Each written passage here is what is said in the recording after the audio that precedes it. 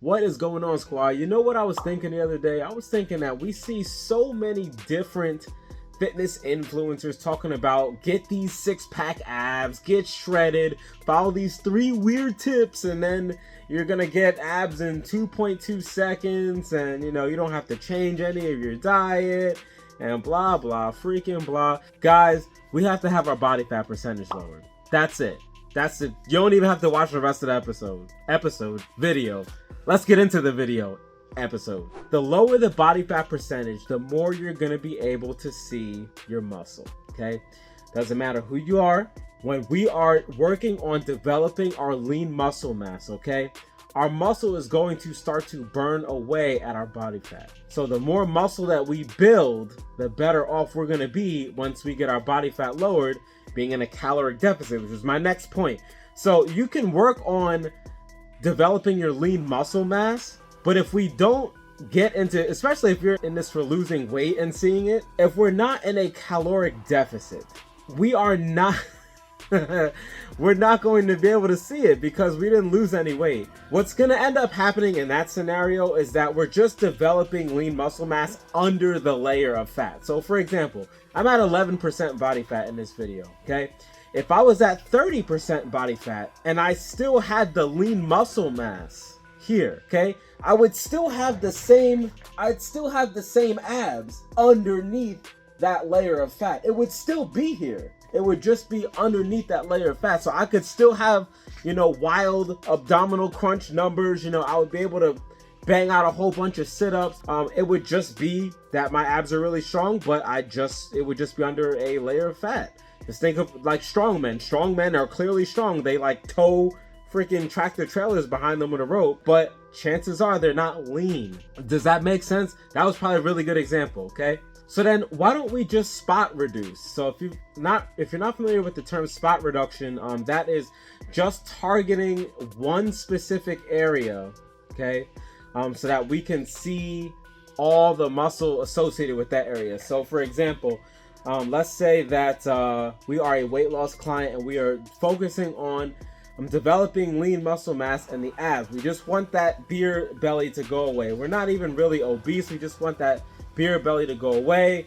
All right, so what do? We do a whole bunch of abdominal crunches, sit-ups, leg lifts, torso rotations, all fantastic ab exercises, by the way. Every one of them I've recommended to clients to use. They're fantastic exercises, especially when you throw progressive overload in. I mean, you're going to have a wild six-pack. I mean, you're going to see all the striations, as long as the body fat percentage is low though, okay? So what's going to end up happening is, again, you're just going to have a really strong core just with a layer of body fat over it. So spot reduction does not work. We have to develop lean muscle throughout the entire body, turn your body into a fat burning machine, and have that muscle start burning fat, in addition to cardiovascular exercise and being in a caloric deficit. If we're looking to lose weight, you have to be in that deficit. So what if we just did other exercises, right? Maybe if we're just doing leg lifts and crunches and it's like, this is not working, I just need to do different exercises like flutter kicks and scissor holds and stuff like that. And here's what's gonna happen. You're gonna have some diversity with your abdominal workouts, but you're still not going to see it because, again, you can switch the type of abdominal workout that we're working, but still, if the goal is to see them, then we still have a problem of lowering the body fat percentage. So again, it goes to the same problem as part one, where we're just building up the lean muscle tissue, which is great. I mean, it's great. That's always good to build up the core. The stronger the core, the stronger you are. All right, but we're not gonna be able to see that. So in order to see that, we need to lower the body fat percentage. So, okay, then why don't we just change the frequency, right? So why don't we just train daily? Listen, the abdominals are like any other muscle group. They need rest time. We can't just keep beating on them. When we train, it's damage.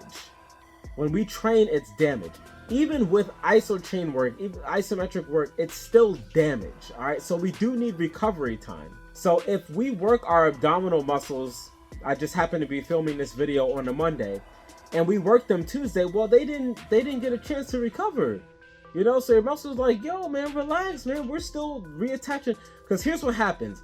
when we do our crunches and our sit-ups and our leg lifts, all right, we're breaking down the muscle fiber. So when those muscle fibers are all the way broken down at the end of the session, they're essentially, what happens is they're like, man, Susan really kicked our butt today. Those abdominal exercises were really tough on us. In order for us not to get caught with our pants down again, let's reattach ourselves so that we are stronger should that same scenario reappear. Does that make sense?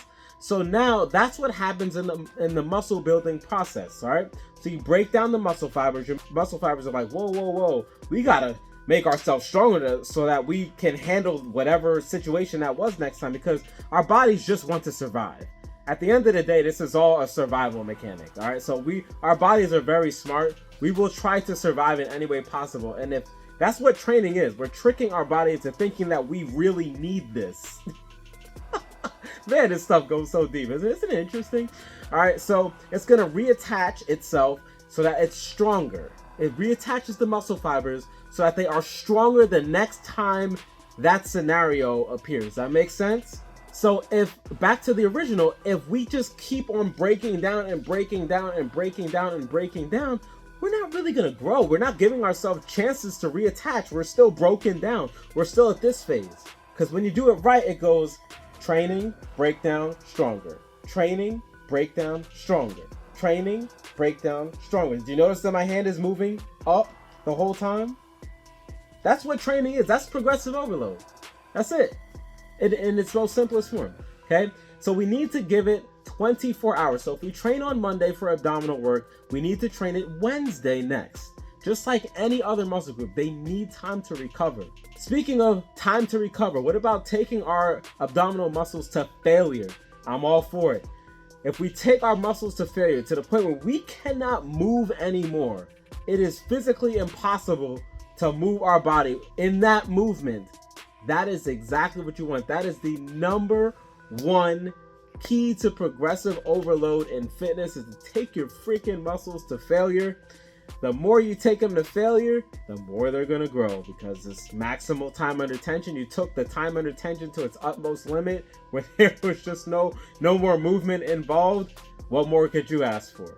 So take it to failure. If you can take it to failure and have that be in your exercise time limit for that day, if you only have 30 minutes and you were still able to take it to failure, take it to failure.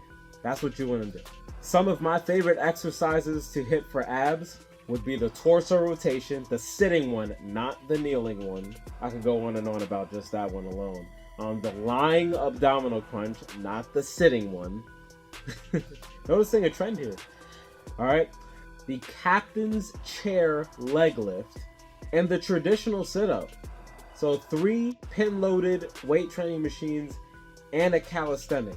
Now, I'm not even going to go into isometric exercises because that's going to be its own video. Because of the benefits that isometric exercises provides, that needs to be its own video. And I do have some favorites there, including the 6 inches exercise, which is just dear to my heart, but just freaking, it's the devil.